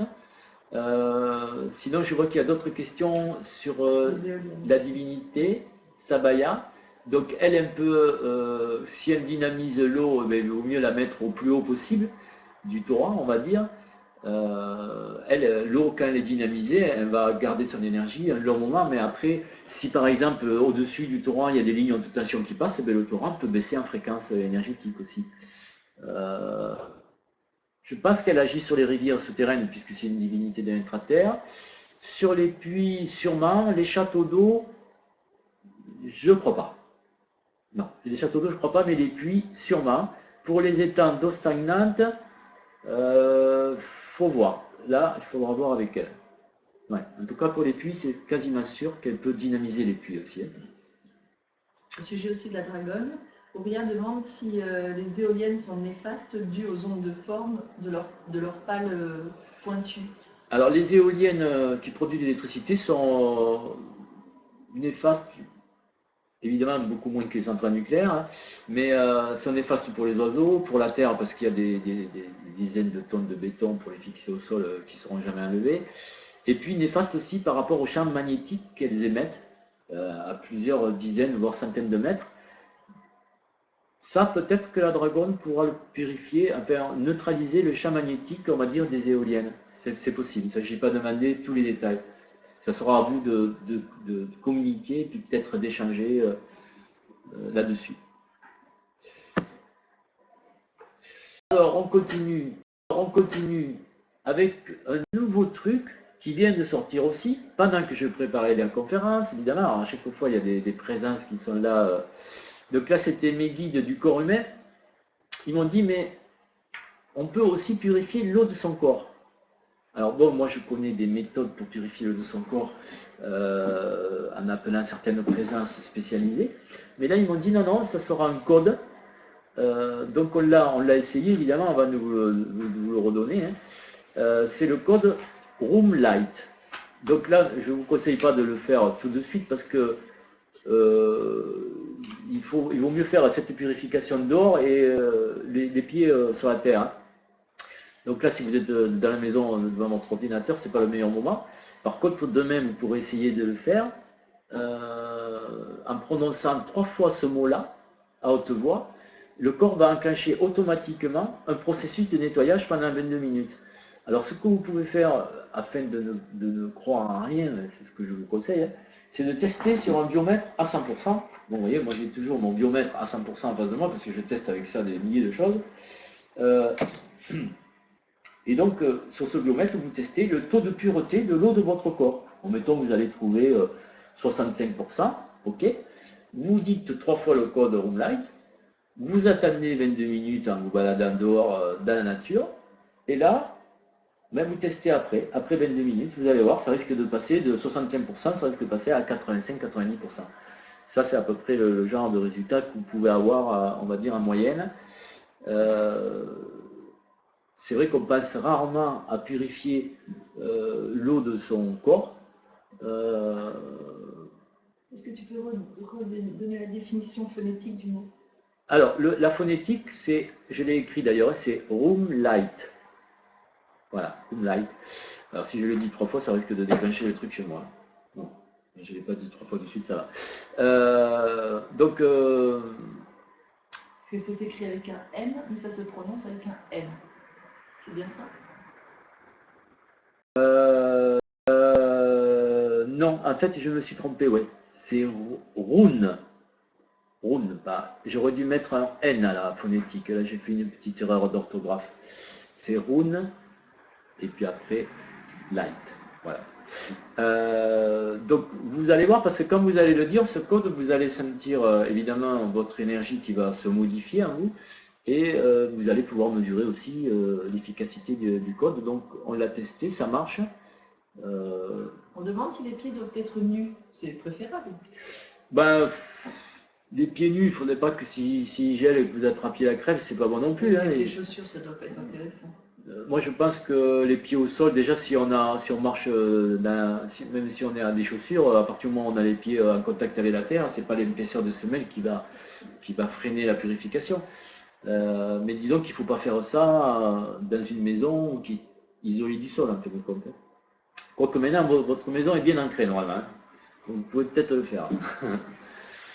Et donc, voilà, l'important, c'est de purifier l'eau de son corps.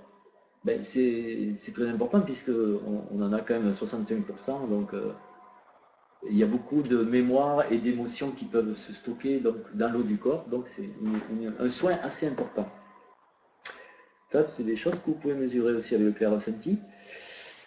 Voilà, là, ils m'ont donné un paquet de combinaisons pour vous, pour ce soir, des trucs qui n'avaient jamais été sortis encore. Là, un truc assez extraordinaire, j'ai essayé ça aussi au restaurant l'autre jour. Des codes, une combinaison interne permettant de choisir ce qui est bon pour soi. Donc je me suis demandé comment ça marchait. Eh bien, ça marche déjà en activant les codes qui sont donnés, donc en activant les différents systèmes. Donc la glande thyroïde, en disant 3 fois le mot ouvrir, le canal de clarification en disant 3 fois le mot uv-chufen, l'estomac, qui est un organe qui s'active aussi en disant 3 fois Tsai, et le point 40 du méridien de l'estomac en disant 3 fois Naishem. Si vous dites 3 fois chacun de ces mots-là, vous allez créer une combinaison qui va provoquer un effet chez vous, qui vous permettra de choisir vos aliments rien qu'en les regardant.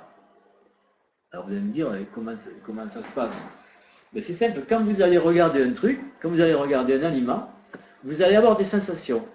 Soit au niveau de la gorge, de la glande thyroïde, sensation de contraction et de dilatation, donc si ça se contracte, c'est pas bon. Si ça se dilate, c'est que l'aliment est bon pour vous. Soit pour d'autres, on a testé, en fait, il y a 3 choses qui bougent vraiment. Au niveau du canal de clarification, donc du nez, si l'aliment est bon pour vous, en le regardant, vous allez pouvoir inspirer facilement. Si l'aliment est mauvais pour vous, vous le regardez, vous n'allez pas pouvoir respirer, comme si votre respire était coupé. Et le troisième effet aussi, c'est au niveau de l'estomac. En regardant un aliment, si votre estomac est léger, il est bon pour vous, s'il est lourd, il est mauvais. Donc ça permet de faire ces courses en allant chercher des aliments qui sont bons pour vous, sans avoir besoin de mesurer, de chercher. Voilà, puis c'est amusant aussi d'arriver à sentir les choses intérieures de son corps. Alors, il y a une prononciation, donc il y en a un qui se prononce Tsai, comme si c'était le Y, ça se prononce Ai dans ce cas-là, pour l'estomac. Et pour Uv Chufen, comme ça se prononce, je dirais. Il n'y a pas de... Alors, il est certainement possible de faire un mudra, mais je n'ai pas étudié quel est le meilleur mudra, parce que là, c'est pareil, c'est les guides qui nous disent quel est le meilleur mudra pour activer tel système ou tel système. Je pense que dans mon Connais-toi toi-même, le deuxième tome, qui est aussi en cours d'écriture, mais là, je pense qu'il sortira qu'au mois d'octobre l'an prochain. Là, il y aura tous ces codes avec des mudras, etc. Et il y aura évidemment toutes ces nouveautés qu'on m'inspire au cours des conférences. Il y a 2 petites questions pour revenir en arrière. Pour la purification du corps, est-ce qu'il y a une fréquence conseillée pour la faire? Enfin, par semaine? Ah, je n'ai pas demandé, je vais demander à mes guides. Il n'y a pas de fréquence et on peut le faire, ils me disent autant de fois qu'on veut, mais bon, je pense que l'idéal, moi je ne le ferai pas plus d'une fois par semaine. Pas de fréquence et on peut le faire, ils me disent autant de fois qu'on veut, mais bon, je pense que l'idéal, moi je ne le ferai pas plus d'une fois par semaine. Voilà, ça fait comme un exercice de nettoyage, on va dire, mais si vous sentez que c'est très pollué, vous pouvez peut-être le faire 2 fois à 2 jours d'intervalle. Tout dépend de votre sensation interne aussi, puis tout dépend de ce que vous allez mesurer quand vous allez mesurer sur le biomètre Voilà. Petite prononciation phonétique. Alors, pour la glande thyroïde, c'est ouvrine. Alors Christelle aussi au sujet de Sabaya, elle demande si elle peut purifier l'eau des chauffages. Aussi notamment, elle a un chauffage apparemment au sol. Alors ça, il faut que je demande.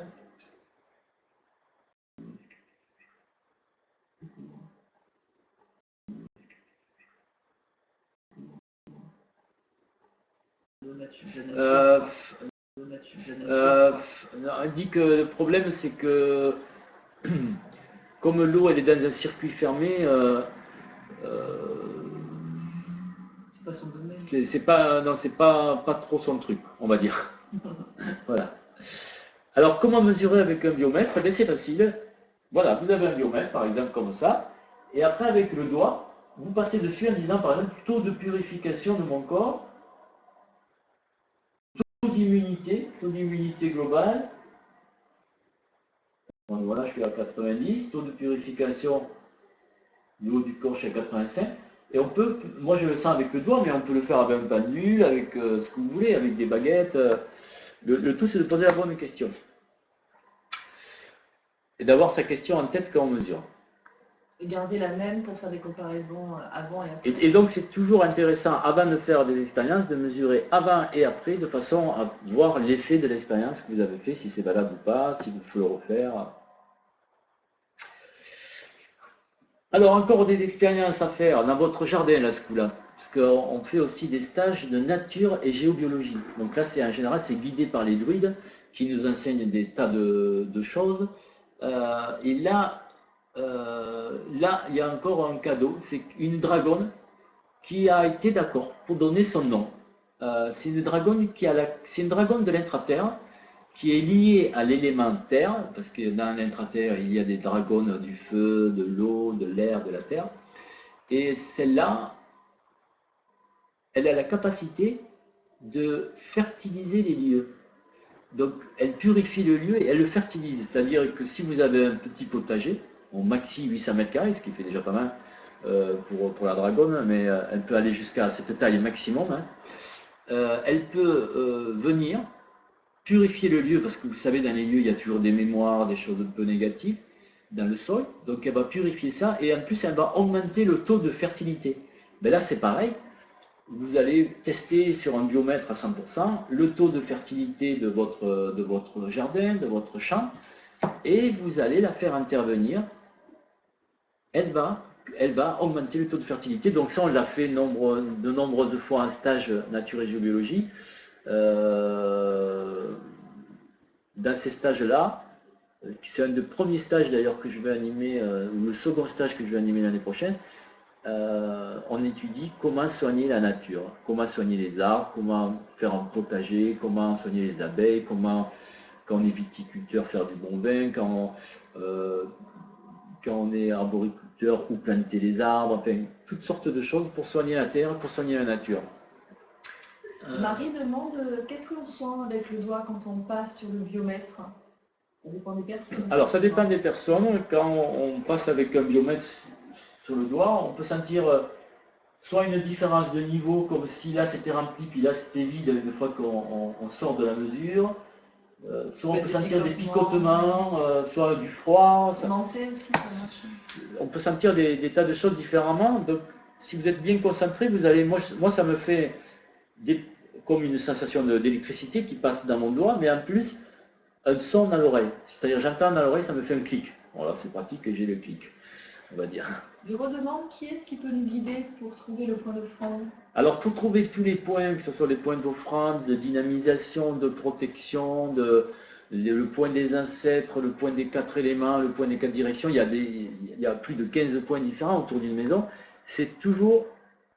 Alors, bon, il y a bien des méthodes en géobiologie, mais là, je ne peux pas vous les expliquer comme ça. Mais sinon, la plus facile, c'est de se faire guider par le gardien du lieu, le gardien du jardin, le gardien de la maison, toutes sortes de gardiens qui connaissent, eux, ces points d'offrande, ou alors vos guides, si vous avez des guides qui sont un peu branchés là-dessus. Tout dépend des guides que vous avez. On continue avec les mystères de Gaïa. Bon, il y a des stages comme ça que j'anime qui s'appellent les mystères de Gaïa. où on fait des recherches sur des choses qui sont pas des sites sacrés, ça peut être des grottes, ça peut être comme là les pyramides de Bosnie que j'ai mis, parce qu'on va sûrement aller les étudier l'an prochain, tellement elles sont géniales ces pyramides. Je ne sais pas si vous savez que c'est quand même les plus grandes pyramides de la planète. La pyramide de Bosnie, la plus grande, elle fait 220 mètres de haut, contre 147 pour la pyramide de Khéops. Elle est alignée avec beaucoup plus de précision, elle est extraordinaire cette pyramide, on va sûrement aller l'étudier l'an prochain. Il y a plein de mystères comme ça sur notre planète, et voilà, ça c'est une de mes passions, c'est d'aller explorer tous ces mystères. Souvent c'est autour de vieux temples, mais ça peut être aussi dans des grottes, ça peut être des dolmens couchés, menhirs couchés comme la petite photo en bas à gauche. En fait, tout le monde croit que c'est une pierre, mais c'était un menhir qui a été couché. En Thaïlande, quand on a été visité, non, là c'était au Cambodge, le temple d'Angkor, il y avait plein de mystères aussi. Enfin, Renaud demande, il y a quoi dans la pyramide de Bosnie? Pour l'instant, on ne sait pas. Justement, on n'y est pas encore allé. On y va l'année prochaine en voyage d'études. Donc, on va aller faire un voyage d'études.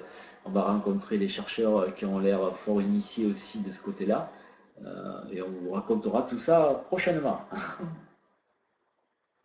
Et la Terre recèle aussi des lieux de guérison ou d'initiation. Donc, des pierres de guérison, vous en avez un peu partout. Des lieux d'initiation, il y en a aussi. Bon, là, j'étais dans une grotte sacrée des Cathares, en Ariège. Mais il y a beaucoup de lieux d'initiation et de guérison sur notre planète.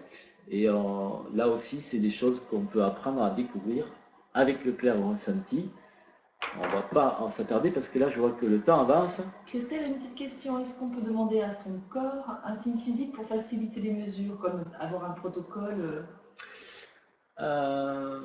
demander qu'il crée un picotement, on peut sûrement le demander, mais on en a déjà, moi c'est venu naturellement. J'ai écouté surtout. En fait, c'est surtout d'être à l'écoute de son corps. Si tu es bien à l'écoute de ton corps, par exemple, si je te dis que quand tu vas passer sur la bonne mesure, tu vas sentir des picotements dans ton doigt, ben tu mets toute ton attention sur le doigt pour sentir cette chose-là. En fait, mais ça peut être ailleurs aussi. Ça peut être au niveau de la gorge, ça peut être au niveau des oreilles, ça peut être au niveau des yeux, au niveau des tempes.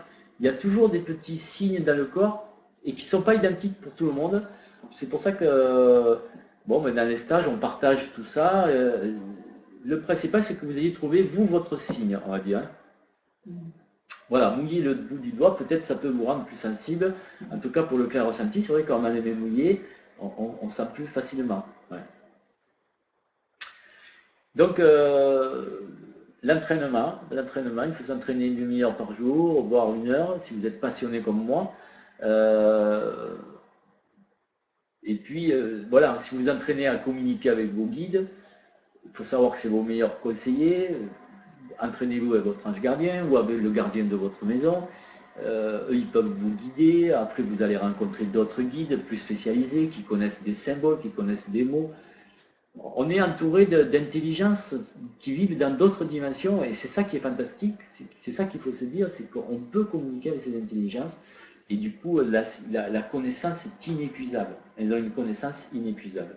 YouTube dit que les oreilles c'est très pratique mais que ça clique très souvent, mais il y a différents clics, après il apprendra peut-être à différencier des clics graves, aigus, intenses, plutôt doux.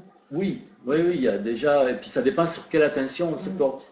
Si je porte l'attention sur un de mes stagiaires qui teste, quand il va toucher sur la couche éthérique, je vais l'entendre dans mes oreilles, mais si je porte pas mon attention dessus, ça va pas cliquer.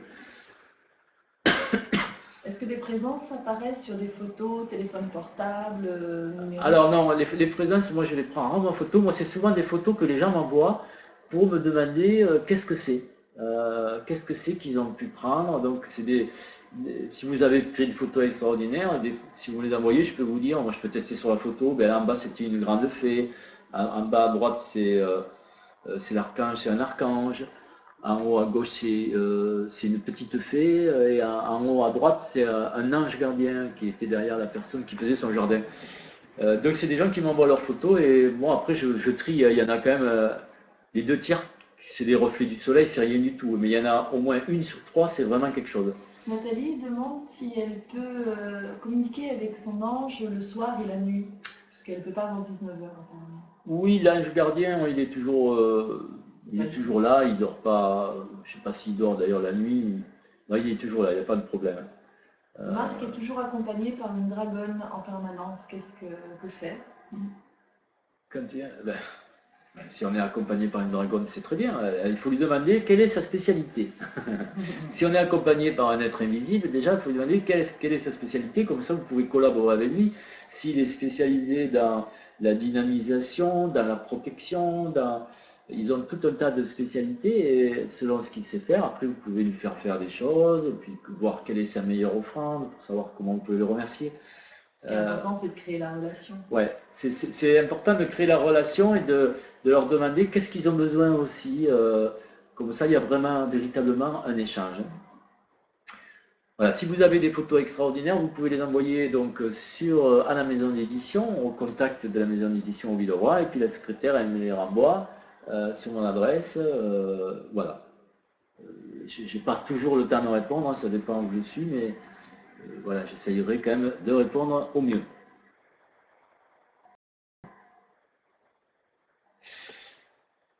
Alors, on continue avec l'équilibrage énergétique. L'équilibrage énergétique, ben, vous savez que notre corps est fait d'énergie et que malheureusement, cette énergie, elle ne circule pas toujours bien parce qu'il y a des parasites qui se collent à nous, il y a des charges émotionnelles, il y a des mémoires, il y a des implants, il y a des vœux qu'on a fait dans d'autres vies, et il y a toutes sortes de choses qui nous empêchent on va dire, de vivre correctement avec une énergie très positive autour de nous. Et là, nous, de temps en temps, on utilise une caméra qui photographie l'énergie. C'est la caméra GDV du professeur Korotkov. Donc, on a plusieurs amis qui en ont acheté. Entre autres, j'ai 2 personnes que je connais qui en possèdent et qui font des mesures avec. Et il y en a une chez qui j'ai fait des stages. Donc, lors d'un stage d'équilibrage énergétique, nous avons fait des soins sur une personne qui était, on va dire, entre guillemets, emboucanée, hein, c'est le terme qu'on emploie quand on a vraiment chargé de choses négatives. Et la première photo qu'on a faite, donc on voit que son aura, il est complètement perforé de partout, il y a des trous partout. Et une fois qu'on a fait à peu près 1 heure de soins en équilibrage énergétique, en enlevant toutes sortes de kystes de magie et de problèmes qu'elle avait, d'entités, on est arrivé à la deuxième photo où là on voit bien que l'aura est bien reconstituée. Donc l'équilibrage énergétique, ce sont des méthodes aussi qu'on apprend quand on maîtrise le clair ressenti et quand on sait communiquer correctement avec son ange gardien. Donc les présences, les anges gardiens, les dragons aussi peuvent des fois vous faire des soins, vous libérer de choses négatives. Alice et Chris demandent si elles peuvent communiquer avec les esprits de la nature aussi facilement l'hiver que l'été. L'hiver que l'été, oui. Oui, eux, ils n'ont pas froid. Le seul problème, c'est que vous allez avoir les mains gelées. C'est pour ça que l'hiver, moi, je vais animer des stages dans les pays chauds parce que tester avec une paire de moufles, c'est plus dur. Quand on a les doigts gelés, c'est vrai que je ne fais pas souvent des stages au pôle Nord, en Alaska, tout ça, parce que bon, aller donc tester les couches subtiles avec les doigts gelés, c'est très dur. Donc l'hiver, on peut aussi communiquer avec les présences de la nature, mais il vaut mieux, c'est plus facile l'été, ou alors il faut les faire rentrer dans la maison, dans un endroit chauffé, je dirais. Alors, pour le corps, on nous a donné des combinaisons. Une qui est très connue, qui était déjà dans mon livre, c'est une combinaison qui vous permet de vous protéger de sortes d'entités qui pourraient s'accrocher à vous, aussi bien reptiliennes, entités humaines, entités animales, etc. En disant un seul mot, en disant 3 fois le mot Vrompea. En disant 3 fois ce mot-là, ça fait sortir une crête à l'extérieur au-dessus de notre tête et puis tout le long de notre colonne vertébrale, comme une crête, on va dire, d'épines, qui fait qu'aucune entité peut se coller sur nous. Alors bon, moi je ne m'en sers pas très souvent, mais on ne sait jamais quand vous rentrez dans un endroit, ou vous visitez un endroit où vous sentez que vraiment là c'est hyper chargé, vous pouvez le dire 3 fois, et la durée est 17 minutes, vous pouvez le dire autant de fois que vous voulez, ça se réactive facilement, et tant que vous restez dans l'endroit très chargé, entre guillemets. Bon, ça, c'est un code qui était déjà connu dans le bouquin. Oui, c'est en Thaïlande. Je me demande si c'est toi sur la photo. Ah oui, c'est moi, oui, sur la photo. C'était en Thaïlande, c'était dans le zoo et on s'est amusé à faire des blagues. Alors ça, c'est voilà, un nouveau truc qui est complètement étonnant. Alors ça, on ne me l'a pas donné pour cette conférence, on me l'avait déjà donné il y a quelques mois, mais ça n'a jamais été écrit dans les livres. C'est pour rééquilibrer le karma entre deux personnes. Voilà, ça prend une petite explication. Si vous avez, entre parenthèses, des gens que vous connaissez, souvent vous les avez rencontrés dans d'autres vies. Je dirais une personne sur trois, peut-être, que vous avez rencontré dans une autre vie. Et ces personnes-là, ben, parfois vous avez un karma négatif avec la personne parce que dans une autre vie, vous n'étiez pas d'accord, ou il y en a un qui a fait une crasse à l'autre. Enfin. Et donc, dans ce cas-là, qu'est-ce qui se passe? Vous allez vous approcher de la personne avec qui vous avez un karma, votre plan vertical va se décaler, soit sur la droite, soit sur la gauche, dès que vous allez vous approcher environ à 2 mètres de la personne. Si vous vous reculez, votre plan revient au centre. Si vous vous ramassez vers la personne, le plan se décale et pour la personne aussi. Ça signifie que l'on a un karma négatif avec la personne et les guides nous ont donné une méthode pour pouvoir le régler. Donc, on l'a pratiqué plusieurs fois, surtout en stage, puisque quand on se rencontre à 25 ou 30 personnes dans un stage, il y a toujours quelques pratiquants, quelques stagiaires qui se sont déjà rencontrés dans d'autres vies et qui ont des karmas. Donc là, c'est assez simple. Il faut faire une méditation qui peut durer entre 5 et 30 minutes avec la personne avec qui vous avez déterminé qu'il y avait un karma. Et cette méditation doit se faire avec un mudra que l'on fait à deux, en touchant donc l'annulaire de la main droite, et vous touchez l'annulaire de la personne avec qui vous avez ce karma, et en activant évidemment tous les systèmes qui sont donnés ci-dessus, c'est-à-dire le pancréas, en disant 3 fois Okme, le chakra vital, en disant 3 fois Aune, le vaisseau vital, en disant 3 fois Sayaru, le plexus sacré, Troiyu. En disant 3 fois chacun de ces mots, vous allez activer vos systèmes internes, ça va créer une combinaison qui va permettre de faciliter cet exercice. Les deux personnes doivent le faire. Alors, les deux personnes doivent le faire.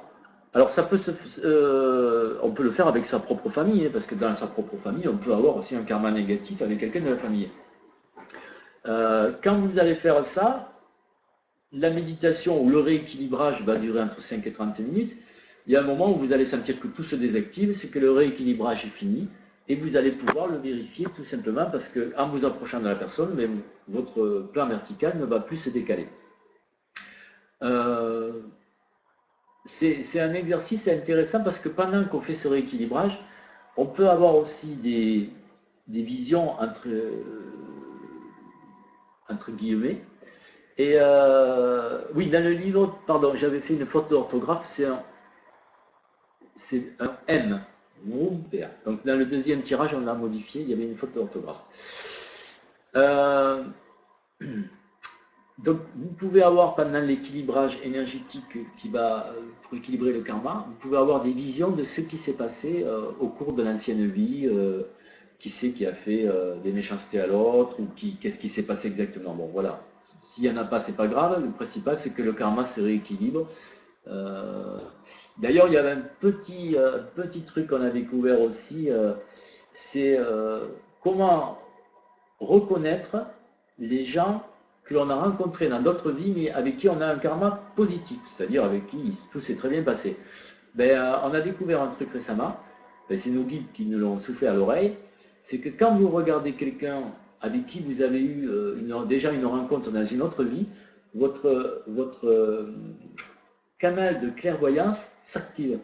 Alors si mettons mon canal, voilà, je mets ma main, il est là, je regarde la personne en me tournant vers elle et que le canal tout d'un coup, il devient beaucoup plus grand, c'est que la personne, je l'ai déjà rencontrée dans une autre vie.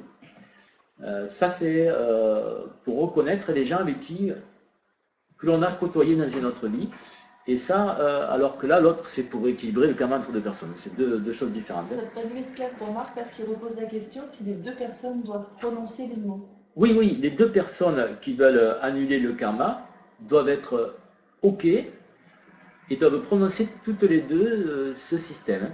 Alors si la personne avec qui vous avez un karma, elle n'est pas du tout branchée et qu'elle ne veut pas appeler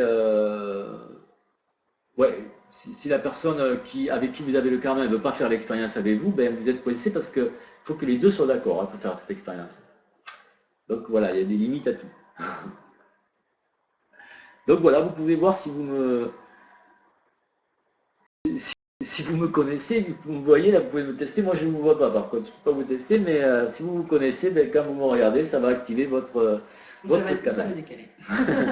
Si ça décale en me regardant, c'est qu'on a un karma, il faut me le dire, on va le régler. Voilà, il dit que ça fait un bail. Bon.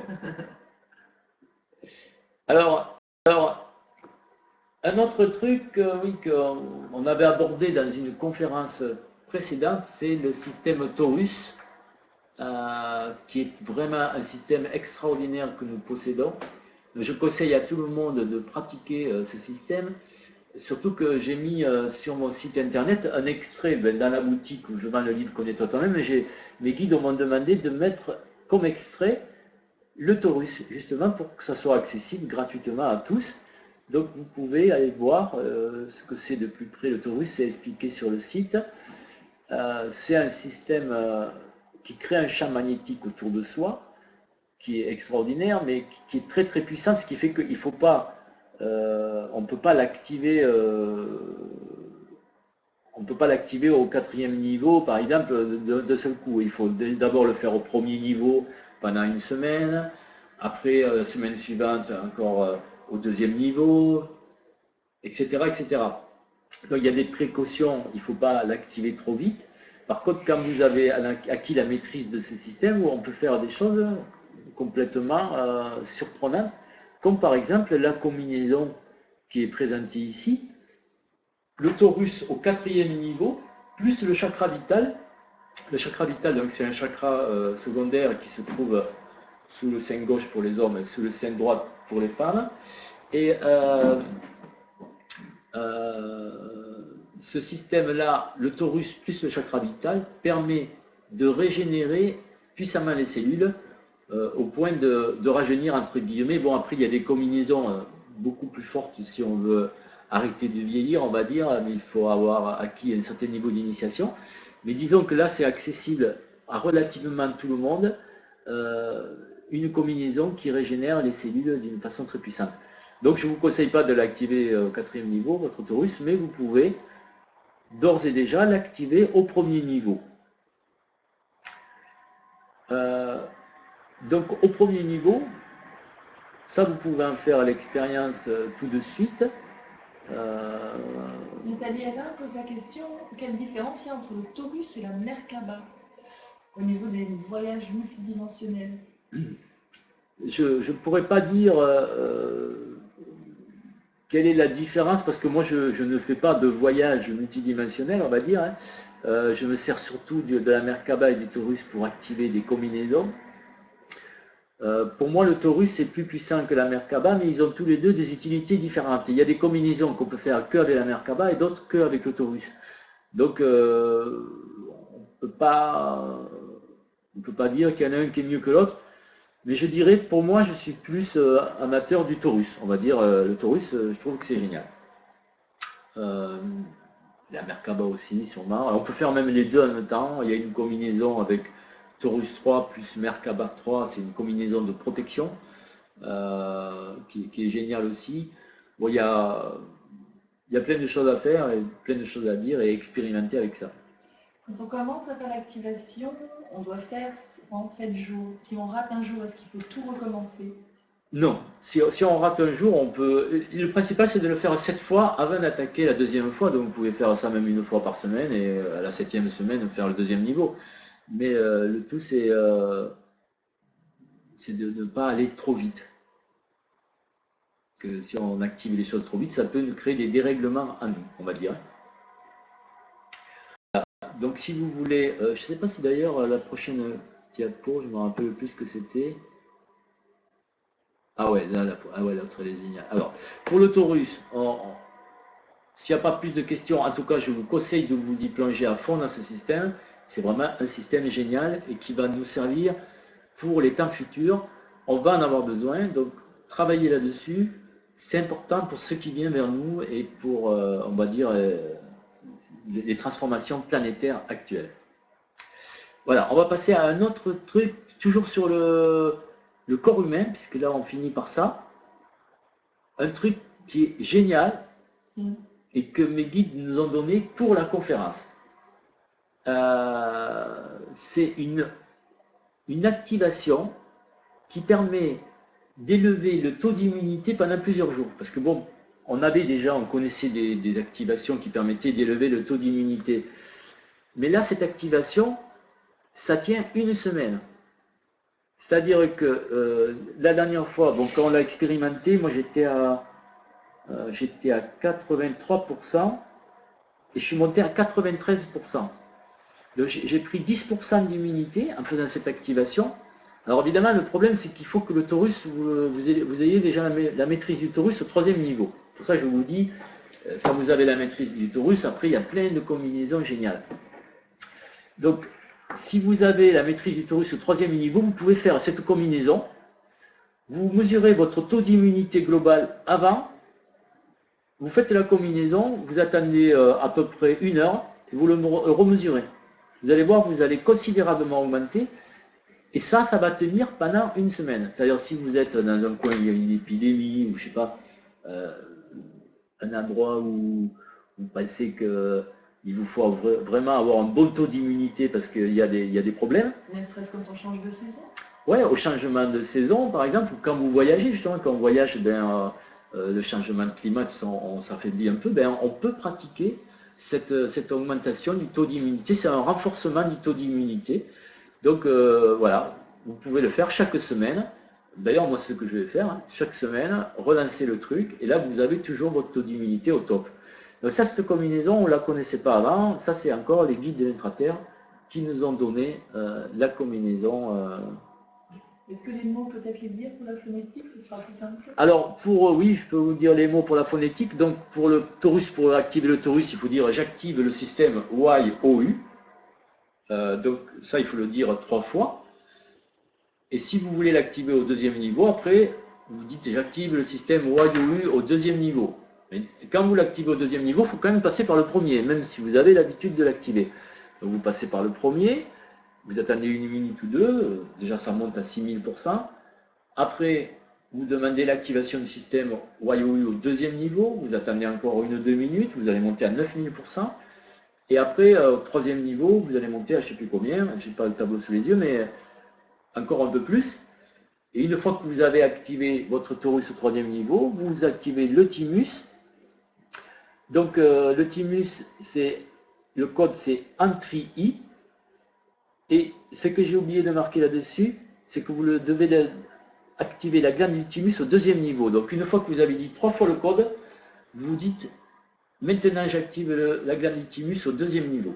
Vous le dites 3 fois. Ça va s'augmenter encore de niveau, parce que c'est une glande qui s'active en 3 niveaux normalement. Après, le vaisseau gouverneur, le code c'est Ranun. Pareil, prononcé 3 fois. Et j'ai fait une faute d'orthographe, tu vois. Et puis le plexus central, Goivu. Goivu. Voilà. Une fois que vous avez fait cette combinaison, vous allez sentir qu'il se passe quelque chose et puis vous allez attendre au moins 1 heure avant de mesurer le résultat et vous allez voir, c'est complètement étonnant, vous avez votre taux d'immunité qui va être complètement augmenté. Claire demande si c'est possible de le faire aux enfants, de le faire aux enfants. Oui, on peut le faire aux enfants parce qu'ils ont l'habitude de fortes vibrations, ils vibrent beaucoup plus que nous en général, mais il faut quand même respecter les temps. Parce qu'une fois, j'ai eu une personne, alors ça m'est arrivé une fois depuis que j'ai écrit le livre Connais-toi toi-même, de recevoir une lettre d'une personne qui me dit oui, vos codes m'ont tout détraqué, même mon thérapeute, il n'arrive pas à s'en sortir, il m'a demandé de vous écrire. Et moi, j'ai demandé, mais qu'est-ce que vous avez activé? Alors la personne, comme elle ne sentait rien, elle avait activé la Merkaba au 6e niveau, plus plein de codes en vrac. Je veux dire, Si vous activez, alors j'ai dit, ben là, vous n'avez pas suivi ce que j'ai dit. Moi, j'ai dit qu'il fallait activer la Merkaba en tenant compte de délais, etc. Si vous activez tout n'importe comment, forcément, c'est comme si vous avez un livre de recettes de cuisine et que vous faites tous les plats le même jour et que vous mangez tout, et vous avez une indigestion. Et là, c'est pareil. Donc, il y a une progression à faire. En tout cas, pour les enfants, c'est possible. Sylvie demande, quand elle active son système Wayu, elle ne sait plus exactement à quel niveau elle est. Est-ce qu'elle peut demander d'activer au niveau qui lui convient le mieux maintenant? Ou est-ce qu'il faut mieux qu'elle dise premier niveau, deuxième niveau? Mais le problème, c'est qu'elle ne saura pas à quel niveau elle est, à moins qu'elle ait la capacité de mesurer sa fréquence. Donc, il est mieux de, comme on sait que telle combinaison, c'est avec l'autoroute au troisième niveau, ben, il vaut mieux prendre 5 minutes, monter l'autoroute au troisième niveau, que de dire j'active l'autoroute au niveau qui me convient le mieux, et puis finalement, on ne sait même pas à quel niveau on est. Non, il vaut mieux respecter le truc au plus précis, parce que c'est quand même c'est précis, c'est, on va dire, une science chirurgicale, ces codes. Catherine demande pour les femmes enceintes, est-ce qu'il y a des risques? D'activer l'autoroute non, je ne pense pas. Je n'ai pas eu de contre-indication. Pour les enfants, à partir de quel âge? Ça, il faut que je demande à mes guides. Ça dépend des enfants, peut-être aussi. Il n'y a pas d'âge, oui, ça dépend des enfants. Il n'y a pas d'âge, oui, ça dépend des enfants. Le mieux, c'est de demander à l'ange gardien de l'enfant, est-ce que cet enfant, il est prêt à faire ça ou ça? C'est le mieux, puisque les anges gardiens, eux, ils les connaissent. Parce que là, on ne peut pas dire, il y a des enfants, ils naissent, ce sont des anciens initiés, ils sont très élevés, d'autres pas du tout. Donc, on ne peut pas, voilà, on peut pas dire, il n'y a pas de règle générale. Bon, mais là, je vois qu'il est déjà 22h30. Est-ce qu'il reste des diapositives? Je crois que c'était la fin, là. Ah oui, voilà, il y avait j'ai fait quand même une page pour les formations, pour expliquer les formations que nous donnons dans notre école. Donc, il faut savoir que c'est une école de pensée, on n'a pas de lieu défini, mais il y a des formateurs qui ont fait non seulement tous mes stages, mais qui en plus ont appris les méthodes pédagogiques d'enseignement et qui ont appris exactement tout ce que je retransmets. Donc, comme moi, je n'ai pas assez de temps pour donner assez de stages, il y a maintenant 6 formateurs et couples de formateurs qui qui ont des sites que j'ai cités là, que vous pouvez aller consulter. Donc, ils donnent toutes sortes de stages. Les stages que nous donnons, donc principalement, c'est de la géobiologie et puis des stages sur le corps humain. Mais il y a aussi toutes sortes de stages un peu plus ludiques, comme tradition celtique, alliance avec les dragons, monde de l'intraterre, site mégalithique, les guides spirituels, etc. Bon, il y a plein de stages intéressants. Le calendrier des formations sera publié le 12 janvier. Pour le recevoir, il faut vous inscrire à la mailing list qui est à la page formation de mon site. Et ce jour-là, le 12 janvier, voilà, restez près de vos ordinateurs si vous voulez faire un stage, parce que le problème, c'est qu'il va être envoyé à peu près à 4000 personnes le calendrier. Il n'est pas sur mon site, parce que si je vais sur le site, la secrétaire qui s'occupe des inscriptions, elle aura trop de courrier. Donc je l'envoie rien aux gens qui l'ont demandé, mais ça fait quand même à peu près 2000 stagiaires qui ont déjà fait des stages, plus 2000 personnes qui le demandent, qui n'ont jamais fait de stage. Donc ça fait que le calendrier est envoyé à 4000 personnes et il n'y a que 25 places par stage. Moi, j'en fais une dizaine par an, donc au maximum par an, je peux voir 250 à 300 personnes, on va dire. Donc si vous êtes réactif, le 12 janvier, vous pouvez avoir une place, parce qu'après, c'est en fonction des emails qu'on reçoit, de l'heure de l'email, voilà, les 20 premiers sont inscrits, quoi, on va dire.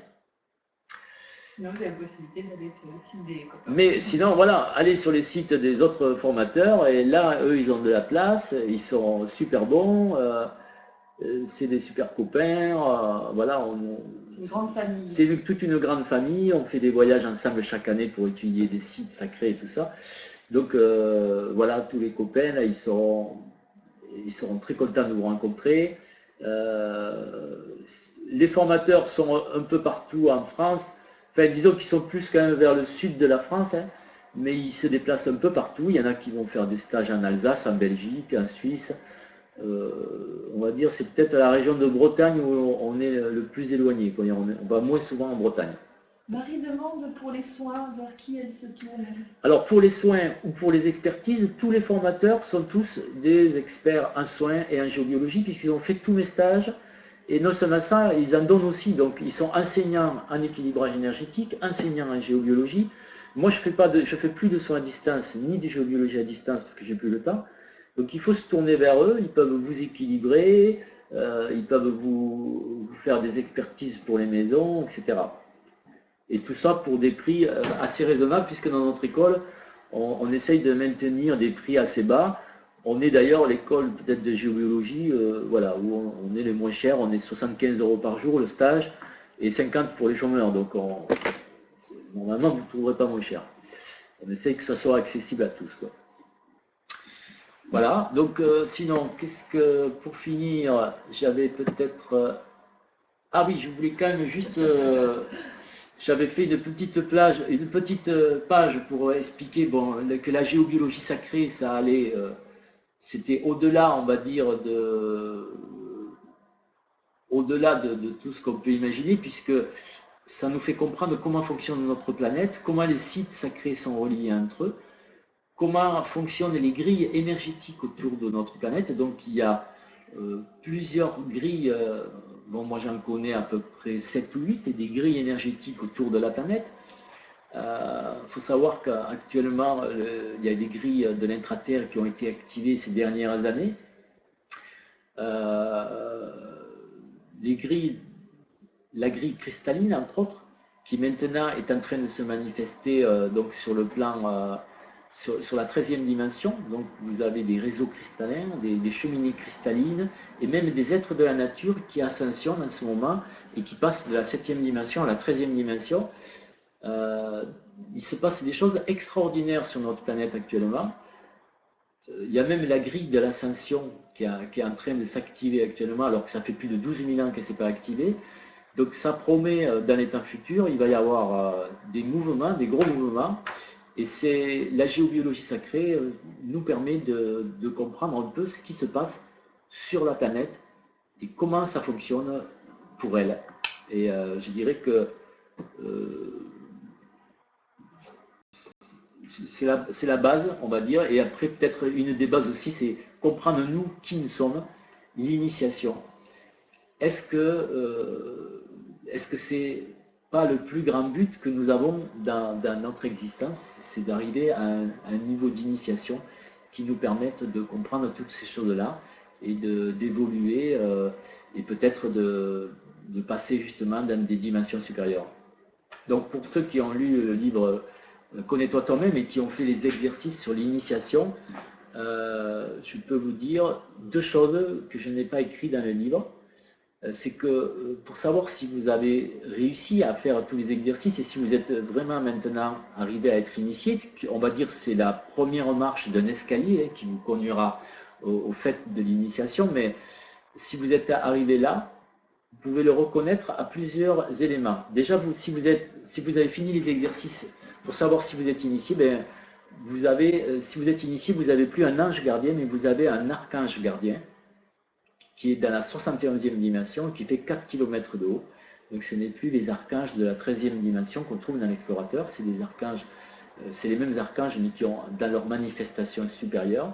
Mais si vous avez un archange gardien, c'est que vous êtes peut-être arrivé à ce niveau d'initiation, ou alors vous pouvez mesurer le niveau, la fréquence de votre corps atmique, et si la fréquence du corps atmique a dépassé 13 millions de pourcents, c'est que vous êtes aussi arrivé au stade de l'initiation, on va dire, et donc vos capacités se sont considérablement augmentées. Il y a tout un tas de choses que je vais décrire dans le prochain livre, pour ceux qui auront fait le premier. Dans le Connais-toi toi-même, tome 2, ça va parler de qui nous sommes quand nous sommes initiés, qu'est-ce qu'on peut faire quand nous sommes initiés, et quels sont les nouveaux potentiels qui ont été, on va dire, établis et qui se sont mis à fonctionner dans notre corps. Voilà, donc je vous souhaite de vivre cette initiation. Sachez qu'il y a